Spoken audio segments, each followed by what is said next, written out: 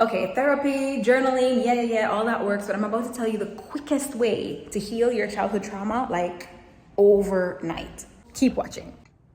So I'm Shaniel, founder of the House of Evolution, where you get to be spiritual, rich, hot, and happy. And I am here to tell you one of the quickest ways to shift your childhood traumas. And it is very, very simple, and it's a game changer. So here's the thing. What you have to remember is that when you have a childhood trauma, right, what actually is affected is your physical body. I need you to understand this first. This is why we talk about regulating your nervous system, right? This is why when I'm talking to clients and I can tune into their bodies and I'm feeling that anxiety come up, it's like, breathe. They're having a visceral reaction. Why? Because it's in your physical body. And I want you to imagine this with me. I'm going to share with you a little analogy, and then I'm going to explain to you the actual thing to shift your childhood trauma overnight. Okay? You do not need to have years and years and years of therapy to overcome one thing. I'm going to tell you how to shift it. I do this with my clients over a decade. For over a decade, I've been doing this work with people, helping them heal their childhood trauma. And what I've learned from hundreds of clients is that you don't need years and years and years of therapy to solve some of this stuff and to shift some of this stuff.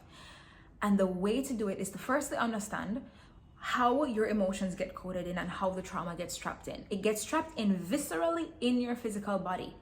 Now, I want you to imagine with me, you're sitting at a restaurant, right? Imagine you're on you're at this restaurant and you're having your meal, but I want you to imagine that you're sitting having this meal and out of nowhere a car comes crashing into the glass at the side of this restaurant, crashes in, slams into the restaurant, and the juices spill and the food and your body goes into like a deer in headlights. Like you panic, like you're just frozen, right? Or you react hypervigilantly, you jump, you run, whatever it is, right? I want you to imagine that.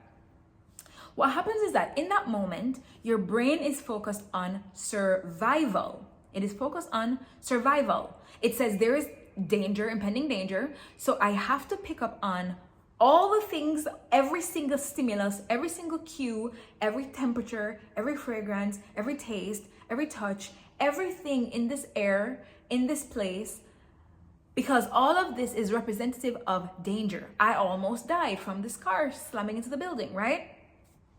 What happens is that your brain picks up on the smells of the food and the restaurant, the cologne the waiter is wearing. It picks up on the taste from that gravy, from the juice you were drinking or the wine or whatever you're having. It picks up on the lighting in the atmosphere. It picks up on the temperature, the ambiance. It picks up on all of that, and it codes it in to say the last time we had this temperature, the last time we smelled this smell, the last time we tasted this food, you almost died, girl. So be careful. Be careful. A year passes. You're fine. You didn't get damaged. You're good. You think you're good. You're walking down the street. All of a sudden, a person passes, and you start to have a panic attack. And you're saying to yourself, "Why am I having a panic attack?" Now, you know, a year ago you had that whole thing with accident, but you're not realizing that your brain is picking up on the shade of the light, the temperature, and you're not realizing that your brain is picking up on all of this to keep you safe for the future. But this person passes, all of a sudden you have a panic attack. Why? Because the perfume they're wearing is the same perfume or cologne that the waiter was wearing, and your brain has associated that smell with impending danger. You're about to die. Be careful, be careful, be careful. Warning, warning, warning. You've stored that in your body, in the file bank of your body, in the memory bank of your physical body. That's why you have this panic attack. You're having this anxiety attack, and you're not realizing that there's a trigger that is so subtle as a smell that you're not even conscious of, because this person is just passing you on the street, but your brain picks it up and has a flashback to the file stores of like, the last time this happened, you almost died. Breathe. Because as you're listening to me right now, you're having an awareness of how many times you had a trigger or a flashback because someone said something, or a person looked like the person who hurt you, or they have the same kind of job as your ex, or they like motorcycles and your ex rode motorcycles, right? Or they did something that reminds you of where the trauma came from. The thing is, your conscious mind is not aware of this. It is your unconscious mind that is aware of this. So you going and journaling depends on the journal prompts, and this is why the prompts I use with my clients, it takes them deep into their unconscious. But a lot of times just journaling by yourself, it's not going to pull out the prompts that will get into the unconscious of what the real state of thing is. Some of the traumas that you're reacting to or responding to, that you're triggered by in your daily life, are things that happened when you were too young to even consciously remember. So you are now reacting from a blueprint of safety that was created by a 4-year-old or a 3-year-old, and you don't even understand why this kind of stuff upsets you so much, why it triggers you so much, why you have this, why you don't trust in the way you do, why you don't believe you can have love, why it is that you push people away, why is it that you leave them before they leave you? Because you're reacting to the 3-year-old, 4-year-old, 5-year-old paradigm. I'm giving you this information before I tell you what the thing is, because I want you to understand why the thing I'm telling you about, why it works. Right? I'm giving you all this because I want you to understand why it works. So when I tell it to you, you can actually see for yourself how it's going to make a difference and why you can heal your childhood trauma overnight. So what happens is when you go to therapy and your therapist, if they're not going into like deep hypnosis with you and they're just asking you questions and how does that make you feel, and again, it's all going to be surface level. It's not going to get deep into the subconscious of what you're doing. And this is why the work that I do with my clients, I go deep into the subconscious. So the thing is, I want you to understand this. Your body holds wisdom. Your body's wisdom knows where every single memory is stored. It knows where every single trigger is stored. It knows where every single trauma is trapped. So the answer to resolving your childhood trauma overnight is to do the somatic work, meaning using your body as the tool to tap into where is this thing trapped, where is this coming up for me, when you feel it in your belly, when you feel it in your throat, like you can't speak because something happened but you weren't able to tell people about it, so now your throat is tight. The somatic work allows your body to unlock that. So this is why in my work, I have throat activating exercises. I have something called the somatic shadow alchemy practice, which that one is completely intuitive. Like I don't tell you what to do. I put you into a state where your body is leading you to where the trauma is trapped. And at the same time, I'm guiding you through some prompts that go into the subconscious, into your psyche, that allow you to have that clarity and alchemize it. So when I do this with clients, I remember I had this client of mine, she was going through a breakup. And the funny thing is, as she's going through this breakup, right, everything in her wants to call the ex, wants to like chase him. And she does the somatic practice. We get to the root of like the real fear of abandonment and not being enough and needing people to like her. It wasn't even about the ex. But we went to the core and it was just like all of a sudden, she just had no attachment, just no need to chase him. She's just like, she sees him, she wishes him well. Like safety in her body.